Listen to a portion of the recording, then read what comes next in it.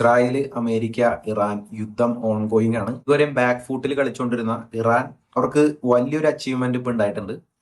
അവര് F-15 വിമാനം അടിച്ച് താഴെയിട്ടിട്ടുണ്ട്. അമേരിക്കയുടെ പ്രസ്റ്റേജ് വിമാനത്തിൽപ്പെട്ടാണ് F-15 വിമാനം എന്ന് പറയുന്നത്. അറിയാം, അവരുടെ ലേറ്റസ്റ്റ് വിമാനം F-15 അല്ല. അവരുടെ ലേറ്റസ്റ്റ് വിമാനം എന്ന് പറയുമ്പോൾ F-35 ആണ്. പക്ഷെ എന്നാൽ F-15 എന്ന് പറഞ്ഞാൽ അതൊരു അവരുടെ ഒരു പ്രസ്റ്റേജ് വിമാനം തന്നെയാണ്. ശരിക്കും പറഞ്ഞു കഴിഞ്ഞാൽ F-35 എന്ന് പറഞ്ഞ വിമാനം 5th ജനറേഷൻ കാറ്റഗറിയിലാണ് വരാം. പക്ഷെ F-15 എന്ന വിമാനം രണ്ട് വേരിയേഷൻസ് ഉണ്ട്. അതിന്റെ ഒന്ന് വരുന്നത് 4th ജനറേഷൻ ആണ്, രണ്ടാമത്തെ വരുന്നത് 5th ജനറേഷൻ ആണ്. അതിന്റെ മിഡിൽ വേറൊരെണ്ണം കൂടി വന്നിട്ടുണ്ട്. അത് മൾട്ടി പർപ്പസ് എന്ന് പറഞ്ഞ വേറൊരു കാറ്റഗറിയും കൂടി വരുന്നുണ്ട്. അപ്പോ ഇപ്പൊ അടിച്ചിട്ടേക്കണത് 4.5th ജനറേഷൻ ആണ്. അതായത് ഈ F-15ന്റെ ആദ്യത്തെ മോഡൽ എന്ന് പറയുന്നത്, അതായത് അവർ ആദ്യം ഇറക്കിയ ബേസ് വേരിയന്റ് 4th ജനറേഷൻ ഒരെണ്ണം ഉണ്ട്. അത് കൂടാതെ കുറച്ചും കൂടി അഡ്വാൻസ് ആയിട്ടുള്ള 4.5, അതിന്റെ പേര് സ്ട്രൈക്ക് ഈഗിൾ എന്നാണ്. അപ്പോ ഒരു 0.5 വ്യത്യാസം കൂടി വന്നു കഴിയുമ്പോൾ 5th ജനറേഷനിലേക്ക് എത്തും F-35 എന്ന് പറയുന്നത്. അപ്പോൾ അത്രയും ഹൈ ലെവലിലുള്ള അവരുടെ ഒരു F-15 വിമാനം ഇറാൻ ഇപ്പോൾ അടിച്ചിടാൻ കഴിഞ്ഞു എന്ന് പറയുന്നത് ഇറാനെ സംബന്ധിച്ചിടത്തോളം ഗ്രേറ്റ് അച്ചീവ്മെന്റ് തന്നെയാണ്. കാരണം ഒന്നാമത് അവർക്ക് ഡിഫൻസ് സിസ്റ്റം ഇല്ല. അപ്പൊ വേണമെങ്കിൽ ഇസ്രായേലിനും അമേരിക്കയ്ക്കും അവരുടെ അതിർത്തിക്കുള്ളിൽ കയറിയിട്ട് ബോംബ് ചെയ്ത് പോവാം. 1,20,000 സ്ട്രൈക്കുകളാണ് ഇറാന്റെ ഉള്ളിൽ നടത്തിയേക്കുന്നത്. അതായത് ഇസ്രായേലിന്റെ ഫ്ലൈറ്റ് മാത്രം ഏകദേശം 10,000 തവണ ഇറാന്റെ ഉള്ളിലേക്ക് പറന്നിട്ടുണ്ട്. അപ്പോ നിങ്ങൾക്കറിയാം അത് എത്രമാത്രം ഭീകരമായ ഒരു സിറ്റുവേഷൻ ആണെന്ന്. പക്ഷെ ഈ ഒരു സിറ്റുവേഷനിൽ ബാക്ക് ഫൂട്ടിൽ നിന്നിട്ട് ഇറാൻ അമേരിക്കയുടെ ഒരു F-15 ഫൈറ്റർ ജെറ്റ് അടിച്ചു എന്ന് പറയുമ്പോൾ തീർച്ചയായിട്ടും അവർക്കൊരു ഗ്രേറ്റ് അച്ചീവ്മെന്റ് തന്നെയാണ്. ഞാൻ വേറൊരു റൂമർ പുറത്തേക്ക് വന്നിട്ടുണ്ട്, സത്യമാണോ ഇല്ലെന്ന് അറിയില്ല. അത് അവരുടെ A-10 എന്ന് പറയുന്ന വേറൊരു ഫൈറ്റർ ജെറ്റ് കൂടി ഇറാൻ അടിച്ചിട്ടുണ്ടെന്ന് പറയുന്നുണ്ട്. ശരിക്കും അടിച്ചിട്ട് മറ്റേ F-15ന്റെ കഥ പറഞ്ഞാല് അത് അടിച്ചിട്ട് ഇറാനിൽ തന്നെ ക്രാഷായി വീണു. 2 പൈലറ്റുമാര് ഉണ്ടായിരുന്നു. അതിലൊരു പൈലറ്റിനെ US-ഉം ഇസ്രായേലും കൂടിയിട്ട് ഹെലികോപ്റ്ററൊക്കെ യൂസ് ചെയ്ത് എന്ത് ചെയ്തു, റെസ്ക്യൂ ചെയ്തെടുത്തു. പക്ഷെ ഒരു പൈലറ്റിനെ പിടിച്ചിട്ടുണ്ടെന്ന് പറയുന്നുണ്ട്, പിടിച്ചിട്ടില്ല എന്ന് പറയുന്നുണ്ട്. എന്താണെങ്കിലും ഒരു പൈലറ്റ് മിസ്സിംഗ് ആണ്. ആ പൈലറ്റിന് വേണ്ടിയിട്ട് തിരച്ചിൽ നടക്കുന്നുണ്ട്. പിന്നെ രണ്ടാമത് പറയുന്നത് ഞാൻ പറഞ്ഞല്ലോ, A-10 എന്ന് പറഞ്ഞ ഒരു ഫൈറ്റർ ജെറ്റ് ഉണ്ട്. അത് ശരിക്കും ജനറേഷൻ ഞാൻ സെർച്ച് ചെയ്തിട്ട് കിട്ടിയില്ല. പക്ഷെ അത് പൊതുവെ കണക്കാക്കപ്പെടുന്നത് 4th ജനറേഷൻ തന്നെയാണ്. കാരണം ഇത് ഡിസൈൻ ചെയ്തത് ശരിക്കും F-15ന്റെ സെയിം ടൈമിൽ തന്നെയാണ്. F-15 4th ജനറേഷൻ ആണ്. അതിന് കോമ്പീറ്റ് ചെയ്യണ രീതിയിലുള്ള ടെക്നോളജീസ് ഉണ്ട് ആ ഫൈറ്റർ ജെറ്റിനുള്ളിൽ, ഒരു ഫൈറ്റർ ജെറ്റും. അപ്പൊ അതുകൊണ്ട് അതിന്റെ ജനറേഷൻ അത് US പറയണില്ലെങ്കിലും അത് ഒരു 4th ജനറേഷൻ US-ന്റെ ഫൈറ്റർ ജെറ്റ് ആയിട്ട് തന്നെയാണ് കണക്കാക്കപ്പെടുന്നത്. അപ്പൊ ഇങ്ങനെ നോക്കിക്കഴിഞ്ഞാൽ നമുക്കറിയാം, നേരത്തെ ഒരു F-35 അടിച്ചു, F-15 അടിച്ചു, A-10 അടിച്ചു. ഈ യുദ്ധത്തിൽ എന്തായാലും ഇറാൻ നല്ല മേൽക്കൈ എന്ന് പറയാൻ പറ്റില്ല, പക്ഷെ അവർക്ക് ഒരു അച്ചീവ്മെന്റുകൾ ഉണ്ടായി തുടങ്ങുന്നുണ്ട്. അപ്പോ ഈ ഒരു സാഹചര്യത്തിൽ എന്താണ് നടക്കുന്നത്? അമേരിക്ക ഒരു സീസ് ഫയറിനെ ആഗ്രഹിക്കുന്നുണ്ട്. അമേരിക്ക എന്തായാലും ദിവസം യുദ്ധം നടത്തി പെട്ടെന്ന് തന്നെ യുദ്ധം അവസാനിപ്പിക്കുക എന്നുള്ള ഒരു രീതിയിൽ വന്നിട്ടും അവർക്ക് ആ യുദ്ധം പ്രതീക്ഷിച്ച രീതിയിൽ യുദ്ധം അവസാനിപ്പിക്കാനായിട്ട് സാധിച്ചിട്ടില്ല. അപ്പൊ ഒരു അണ്ടർ ടേബിൾ നെഗോസിയേഷൻ അവർ നോക്കുന്നുണ്ട്. പക്ഷെ അത് ഇതുവരെയും റെഡി ആയിട്ടില്ല. അത് എന്തുകൊണ്ടാണ് ഈ ഒരു നെഗോസിയേഷൻ സീസ് ഫയറിന് വേണ്ടിയുള്ളത് പ്രാബല്യത്തിലേക്ക് കൊണ്ടുവരാനായിട്ട് US-ന് കഴിയാത്തത് എന്നതിനെ കുറിച്ചൊന്ന് സംസാരിക്കാമെന്ന് വിചാരിച്ചാണ് ഞാൻ ഈ വീഡിയോ ചെയ്യണം. അപ്പോൾ ഗൈസ്, അതിന് മുമ്പ് ഒരു കാര്യം പറയട്ടെ. നിങ്ങൾ ഈ ചാനൽ സബ്സ്ക്രൈബ് ചെയ്തിട്ടില്ലെങ്കിൽ തീർച്ചയായിട്ടും ചാനൽ സബ്സ്ക്രൈബ് ചെയ്യുക, ലൈക്ക് ചെയ്യുക, ഷെയർ ചെയ്യുക. ശരിക്കും പറഞ്ഞാൽ അമേരിക്ക ഒരു സീസ് ഫയർ ശരിക്കും അവർ ആഗ്രഹിക്കുന്നുണ്ട്. പക്ഷേ ഇവിടെ കുറച്ച് തടസ്സങ്ങളുണ്ട്. അത് ശരിക്കും പറഞ്ഞു കഴിഞ്ഞാൽ ആദ്യത്തെ നമ്മൾ പരിഗണിക്കേണ്ടത് അമേരിക്കയുടെ ആവശ്യങ്ങൾ, അത് പൂർണ്ണമായി അംഗീകരിക്കാൻ കഴിയാത്ത ആവശ്യങ്ങളായിട്ടാണ് ഈ വ്യവസ്ഥ നോക്കുമ്പോൾ മനസ്സിലാക്കുക. കാരണം ഏകദേശം 15ഓളം നിബന്ധനകൾ ഇറാന്റെ മുന്നിൽ വെച്ചിട്ടുണ്ട്. പാകിസ്ഥാൻ വഴിയാണ് അവരിത് വെച്ചേക്കുന്നത്. പക്ഷെ ഈ 15 നിബന്ധനകളിൽ കുറച്ച് കടന്ന കൈ ആയിട്ടുള്ള നിബന്ധനകൾ തന്നെയാണ്. നമ്മൾ ഇതിനു മുമ്പ് ചെയ്ത ഒരു വീഡിയോയില് അതിനെക്കുറിച്ച് 15 നിബന്ധനകളെ കുറിച്ചൊക്കെ പറഞ്ഞിട്ടുണ്ട്. അത് കാരണം ഞാൻ റിപ്പീറ്റ് ചെയ്യാനുള്ള ആവശ്യമായവർക്ക് നിങ്ങൾക്ക് ചാനലിൽ പോയിട്ട് അത് കാണാവുന്നതാണ്. പക്ഷെ അതിൽ ഞാൻ പറയുന്നത്, വേണമെങ്കിൽ അംഗീകരിക്കാൻ കഴിയുന്ന ഒരു നിബന്ധന എന്ന് പറയുമ്പോൾ ഇറാനിന് ന്യൂക്ലിയർ പവർ ആവരുത്. അത് വേണമെങ്കിൽ അംഗീകരിക്കാൻ പറ്റണ ഒരു നിബന്ധനയാണ്. അതൊഴികെ ബാക്കിയുള്ളതൊക്കെ നമ്മൾ നോക്കിക്കഴിഞ്ഞാൽ ഒരു പരമാധികാര രാഷ്ട്രമാണ്. അതിനെ സംബന്ധിച്ച് അത് വെച്ച് നോക്കുമ്പോൾ ഒരിക്കലും അത് ഇറാൻ എന്നല്ല, ഇതിപ്പോ ആ ഭാഗത്ത് ഇന്ത്യ ആണെങ്കിൽ പോലും അംഗീകരിക്കൂല എന്നുള്ള കാര്യം ഡൗട്ട് തന്നെയാണ്. അപ്പോൾ ഈ 15 കടുത്ത വ്യവസ്ഥകളാണ് ഇറാന്റെ മുന്നിൽ അമേരിക്ക വെച്ചേക്കണം. അങ്ങനെ നോക്കുമ്പോൾ അടുത്ത വ്യവസ്ഥകളാണ് അമേരിക്ക ഇറാന്റെ മുന്നിൽ വെച്ചേക്കണം. ഈ 15ഉം അതുകൊണ്ട് അംഗീകരിക്കാൻ കഴിയില്ല. അതുപോലെ തന്നെ നിങ്ങൾ തിരിച്ചു നോക്കിക്കോളൂ, ഇറാന്റെ വ്യവസ്ഥകളും അംഗീകരിക്കാൻ പറ്റണ വ്യവസ്ഥകളായിട്ട് തോന്നുന്നില്ല. കാരണം നിങ്ങൾ നോക്കിക്കോളൂ, ഹോർമൂസിന്റെ എന്താണ് അധികാരം ഇറാന് വേണമെന്ന് പറഞ്ഞു കഴിഞ്ഞാൽ രാജ്യങ്ങൾ അംഗീകരിക്കാനായിട്ട് സാധ്യതയില്ല. കാരണം നമുക്കറിയാം, അതൊരു ഇന്റർനാഷണൽ സീ വാട്ടർ ആണ് ഹോർമൂസ് എന്ന് പറഞ്ഞു കഴിഞ്ഞാൽ. അപ്പോ ഇറാനിവിടെ അവകാശവാദം ഉന്നയിച്ചാൽ അതേപോലെ തന്നെ ഒമാനിനും അവകാശവാദം ഉന്നയിക്കാനുള്ള അത് ആ ന്യായമായ അവകാശമുണ്ട്. കാരണം ഇറാന്റെ കടൽ തീരവും അതുപോലെ തന്നെ ഒമാന്റെ കടൽ തീരവും ഹോർമൂസിൽ വരുന്നുണ്ട്.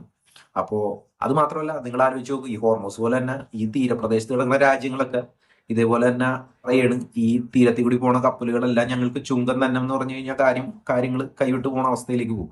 അപ്പൊ അതുകൊണ്ട് ഇത്തരത്തിലുള്ള ഇറാന്റെ തിരിച്ചുള്ള വ്യവസ്ഥകൾ അംഗീകരിക്കാനായിട്ട് കഴിയണതല്ല. US ഒരിക്കലും അത് അംഗീകരിക്കുമെന്നും തോന്നുന്നില്ല. പിന്നുള്ള ഇറാന്റെ ഒരു വ്യവസ്ഥയിൽപ്പെട്ട വ്യവസ്ഥയാണ് US സൈനിക താവളങ്ങളെല്ലാം തന്നെ മിഡിൽ ഈസ്റ്റ് രാജ്യങ്ങളിൽ നിന്ന് എടുത്തു മാറ്റണമെന്ന് ഉള്ളത്.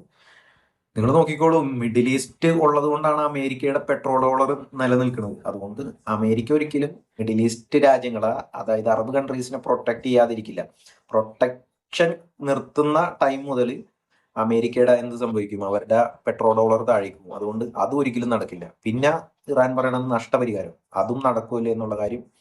ഒരു യുദ്ധത്തിലും അങ്ങനെ നടന്ന യുദ്ധങ്ങളൊക്കെ ഉണ്ട്, പക്ഷെ ഈ യുദ്ധത്തിൽ അത് പ്രാബല്യത്തിൽ ആ ഒരു നെഗോസിയേഷന്റെ ഭാഗമായിട്ട് കൊണ്ടുവരാൻ കഴിയുമോ എന്ന കാര്യം ഡൗട്ട് തന്നെയാണ്. പിന്നെ വേറൊരു കാര്യം എനിക്ക് തോന്നിയത്, ഈ സീസ് ഫയർ വരാനായിട്ട് ഡിലേ ആവണതിന്റെ വേറൊരു കാര്യം എന്ന് പറഞ്ഞു കഴിഞ്ഞാൽ, ഇപ്പൊ പഴയ പോലെയല്ല, ഇറാൻ ഒരു ഊർജം കൈവന്നിട്ടുണ്ട്. അതായത് ഇപ്പോ അമേരിക്കയുടെ ഫൈറ്റർ ജെറ്റുകളൊക്കെ ബാക്ക് ആൻഡ് ഫോർത്ത് ആയിട്ട് അടിച്ചിടാനായിട്ട് ഇപ്പോൾ ആർക്ക് സാധിക്കുന്നുണ്ട്, ഇറാന് സാധിക്കുന്നുണ്ടല്ലോ. അപ്പൊ അവർക്ക് ചെറിയ രീതിയിൽ ഒരു ഊർജം കൈവന്നിട്ടുണ്ട്. അവരുടെ മുന്നിലേക്ക് ഒരുപക്ഷെ ചിലപ്പോ ഇറാൻ ഇറാഖ് വാറൊക്കെ മൈൻഡിലേക്ക് വരണ്ടാവും. കാരണം 8 കൊല്ലത്തോളം ഞങ്ങൾക്ക് യുദ്ധം നടത്താൻ പറ്റി, ഇടിച്ചു നിൽക്കാൻ പറ്റി. അപ്പോ അമേരിക്ക എന്ന് പറയണത് നമുക്കറിയാം, ഞാൻ ഇന്നലത്തെ ഒരു വീഡിയോയിൽ പറഞ്ഞു, കാരണം അവരുടെ 35 ട്രില്യന്റെ എക്കണോമിയാണ്. ഇറാന്റെ എക്കണോമി എന്ന് പറയുമ്പോൾ $436 ബില്യൺ ഉള്ളൂ. ഈ രണ്ട് എക്കണോമികളെ തമ്മിൽ താരതമ്യം ചെയ്ത് കഴിഞ്ഞാൽ എന്താണ് നമുക്ക് മനസ്സിലാക്കാൻ പറ്റാന്ന് വെച്ച് കഴിഞ്ഞാൽ, ഞാനൊരു സിമ്പിൾ മാത്തമാറ്റിക്സ് പറഞ്ഞുതരാം. $436 ബില്യൺ എന്ന് പറയുമ്പോൾ 436 രൂപ. പക്ഷെ അതേസമയം 35 ട്രില്യൺ എന്ന് പറയുമ്പോൾ 35 ലക്ഷം രൂപ. അപ്പൊ കമ്പാരിസൺ ആ ലെവലിൽ ചെയ്യണം. 436 രൂപ കൈവശമുള്ളവനും 35 ലക്ഷം രൂപ കൈവശമുള്ളവനും ആ രീതിയിൽ എന്ത് ചെയ്യണം, നമ്മൾ ഇവരുടെ എക്കണോമികളെ തമ്മിൽ താരതമ്യം ചെയ്യണം. അപ്പോ ഇത്രയും ഫൈറ്റർ ജെറ്റ് ഒക്കെ അടിച്ചിടാൻ പറ്റുള്ളൂ. ഇറാൻ എന്താണ് വിചാരിക്കുന്നത്? ഇറാൻ വിചാരിക്കുന്നത് ഓക്കെ, അതേപോലത്തെ ഒരു വലിയ വൻ ശക്തിയോട്, അത് അമേരിക്ക മാത്രമല്ല അപ്പുറത്ത് ഇസ്രായേലുണ്ട്, അവരോട് പിടിച്ചു നിൽക്കുവാനായിട്ട് സാധിക്കുന്നു എന്നുള്ളത് സീസ് ഫയറിന് കുറച്ചും കൂടി യുദ്ധത്തിൽ മുന്നോട്ട് പോകാം എന്നുള്ളൊരു ത്വര വരുമല്ലോ. അപ്പൊ അത് നല്ല രീതിയിൽ ഇപ്പോൾ ഇറാനെ ബാധിച്ചിട്ടുണ്ട്. അതുകൊണ്ട് തീർച്ചയായിട്ടും ഇറാൻ പെട്ടെന്നൊരു സീസ് ഫയറിലേക്ക് പോവില്ല. പിന്നെ മാത്രമല്ല, ഞാൻ നേരത്തെ സൂചിപ്പിച്ച പോലെ അവർ ബാക്ക് ഫൂട്ടിൽ അല്ല കളിക്കുന്നത്. ഇപ്പോൾ അമേരിക്ക ഇസ്രായേലിനെ സംബന്ധിച്ച് അവർ ബാക്ക് ഫൂട്ടിലാണ് കളിച്ചുകൊണ്ടിരിക്കുന്നത്. പക്ഷെ ഇറാൻ ഫുള്ള് അവർക്ക് പറ്റാവുന്നത്രയും ശക്തി എടുത്തിട്ട് അവർ ഫ്രണ്ട് ഫൂട്ടിലാണ് കളി നടത്തുന്നത്. കാരണം അവിടെ അവർ വീണ് പോയി കഴിഞ്ഞാൽ വീണ് പോയതാണ്. അതുകൊണ്ട് അവരുടെ മുഴുവൻ ശക്തി എടുത്തിട്ടാണ് ഈ വാറിൽ അവർ പ്ലേ ചെയ്തുകൊണ്ടിരിക്കുന്നത്. ഇനി സീസ് ഫയർ ഡിലേ ആവണമെങ്കിൽ വേറൊരു പ്രശ്നം കാണുന്നത്, ഇപ്പോൾ ഡയറക്റ്റ് ഡിപ്ലോമസി അല്ല നടക്കുന്നത്, അതായത് ബാക്ക് ഡോർ ഡിപ്ലോമസിയാണ് നടക്കുന്നത്. ഇവിടെ ഒരു പ്രശ്നം എന്താണെന്ന് വെച്ച് കഴിഞ്ഞാൽ, ഇറാനിൽ 2 ഭരണകൂടം ഉണ്ട്. ഒന്ന് അവിടുത്തെ എലക്ട് ചെയ്ത ഒരു ഭരണകൂടമുണ്ട്, അതുപോലെ തന്നെ IRGC എന്ന് പറഞ്ഞൊരു വിഭാഗമുണ്ട്. ശരിക്കും പറഞ്ഞു കഴിഞ്ഞാൽ ഫുൾ പവർ ഇരിക്കുന്നത് IRGCയുടെ കയ്യിലാണ്. എലക്ട് ചെയ്തവർക്ക് വലിയ വിലയൊന്നുമില്ല. പക്ഷേ ഇവിടെ അമേരിക്ക ആരായിട്ടാണ് ഡീൽ ചെയ്യുന്നത്? അമേരിക്ക ആരായിട്ടാണ് ഒരു സീസ് ഫയറിന് ശ്രമിക്കുന്നത്? അമേരിക്ക ശ്രമിക്കുന്നത് ഇറാന്റെ അവിടുത്തെ ഔദ്യോഗിക നേതൃത്വമായിട്ടാണ്. പക്ഷേ ഇപ്പൊ വാർ നടത്തിക്കൊണ്ടിരിക്കുന്ന IRGC ആണ്. ഈ ഔദ്യോഗിക നേതൃത്വത്തോട് ചർച്ച നടത്തിയിട്ട് വലിയ കാര്യമുണ്ടെന്ന് തോന്നുന്നില്ല. കാരണം ഈ ഔദ്യോഗിക നേതൃത്വം എന്ന് പറയുമ്പോൾ അവർക്ക് അവിടെ വലിയ പവർ ഇല്ല. ഇപ്പോ അവര് ഒരു ഡിസിഷൻ എടുക്കുകയാണ്, അവര് പറയാണ് വാറ് നിർത്തി എന്ന് പറഞ്ഞാലും IRGC അവിടെ വാറ് നിർത്തണമെന്നില്ല. അപ്പോ ഈ ഒരു ഡിപ്ലോമസി, നമുക്കറിയാലോ ഈ ട്രംപ് എന്താണ് ചെയ്യുന്നത്. ട്രംപ് IRGCയിലെ ആരുമായിട്ടും നെഗോഷിയേറ്റ് ചെയ്യാനല്ല ശ്രമിക്കുന്നത്. ട്രംപ് പോയിട്ട് അവിടെ പാവകളായിട്ടിരിക്കുന്ന നാഷണൽ ഗവൺമെന്റിന്റെ ആളുകളായിട്ടാണ് ഡിപ്ലോമസിക്ക് ശ്രമിക്കുന്നത്. അതും ഈ ഒരു സീസ് ഫയറിന്റെ ഫെയിലിയറിന് ഒരു പ്രധാന കാരണമായിട്ട് നമ്മൾ മനസ്സിലാക്കണം. ഏറ്റവും വലിയ അടുത്തൊരു പ്രശ്നം എന്ന് വെച്ച് കഴിഞ്ഞാൽ പാകിസ്ഥാന്റെ ഇടപെടൽ. അത് ഇതിലൊരു പ്രശ്നമായിട്ടുണ്ട്. പാകിസ്ഥാൻ എന്ന് പറഞ്ഞു കഴിഞ്ഞാൽ ഒരു റോഗ് നേഷനാണ്. ഇത് ആർക്കറിയാം? അമേരിക്കനേക്കാളും ബോധം ആർക്കുണ്ട്? ഇറാനുണ്ട്. അത് നമ്മൾ മനസ്സിലാക്കണം. അമേരിക്കയ്ക്ക് ഇല്ലാത്ത ബോധം ഇറാനുണ്ട് ഈ ഒരു കാര്യത്തിൽ. കാരണം പാകിസ്ഥാനെയൊക്കെ പിടിച്ചിട്ട് നെഗോസിയേഷന് പോകുക എന്ന് പറഞ്ഞു കഴിഞ്ഞാൽ, നേരത്തെ നമ്മുടെ ഫോറിൻ മിനിസ്റ്റർ പറഞ്ഞ പോലെ നമ്മളൊരു ബ്രോക്കർ രാജ്യമൊന്നുമല്ല എന്ന് പറഞ്ഞ് സേഫ് ആയിട്ട് നമ്മളതിനകത്ത് ഊരിപ്പോകുന്നു. പക്ഷെ പാകിസ്ഥാൻ ഇതിൽ ബലിയാടാവുന്ന സിറ്റുവേഷൻ ആണ്. പിന്നെ മാത്രമല്ല, പാകിസ്ഥാൻ അമേരിക്കയുടെ നിന്ന് പണം വാങ്ങും, അതുപോലെ തന്നെ ഇറാന്റെ നിന്ന് പണം വാങ്ങും. നിങ്ങൾ കണ്ടില്ലേ, സൗദിയുടെ നിന്ന് പണം വാങ്ങി അവർക്ക് ന്യൂക്ലിയർ അമ്പറല്ല കൊടുക്കാന്ന് പറഞ്ഞ് അത് ഇതുവരെ കൊടുത്തിട്ടില്ല. അവരിപ്പോ അതുകൊണ്ട് ഇന്ത്യനെ ആക്രമിച്ച് ആ ഒരു ഡീലിൽ നിന്ന് രക്ഷപ്പെടാനുള്ള ഒരു പദ്ധതികളൊക്കെ അവർ നടത്തിക്കൊണ്ടിരിക്കണമെന്ന റൂമറുകളൊക്കെ വന്നിട്ടുണ്ട്. മിക്കവാറും ഇന്ത്യ ആക്രമിക്കാൻ ഒരു സാധ്യത കാണുന്നുണ്ട് എന്ന് നാഷണൽ മീഡിയാസ് ഒക്കെ റിപ്പോർട്ട് ചെയ്യുന്നുണ്ട്. നമുക്ക് അതിനെക്കുറിച്ച് വലിയ ധാരണയില്ല. അപ്പൊ എന്താണെങ്കിലും പാകിസ്ഥാനെ വിശ്വസിക്കാൻ കൊള്ളാത്ത ഒരു രാജ്യമാണ്. അപ്പൊ പാകിസ്ഥാൻ ഇടപെട്ട് ഇവിടെ ഒരു ചർച്ചയ്ക്ക് ശ്രമിച്ചു കഴിഞ്ഞാൽ ഇതൊരു സീസ് ഫയറിലേക്ക് എത്തുവാനായിട്ട് സാധിക്കില്ല എന്ന് തന്നെ വേണം മനസ്സിലാക്കാനായിട്ട്.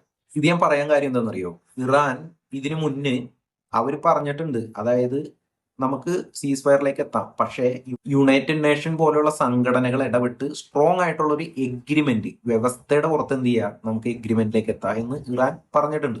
പിന്നെ വേറൊരു കാര്യം പറയാനുള്ളത്, അമേരിക്കയോടുള്ള വിശ്വാസക്കുറവും ഈ ഒരു സീസ് ഫയറിന് തടസ്സം നിൽക്കുന്നുണ്ട്. കാരണം അമേരിക്കനെ എങ്ങനെ വിശ്വസിക്കാൻ കഴിയും?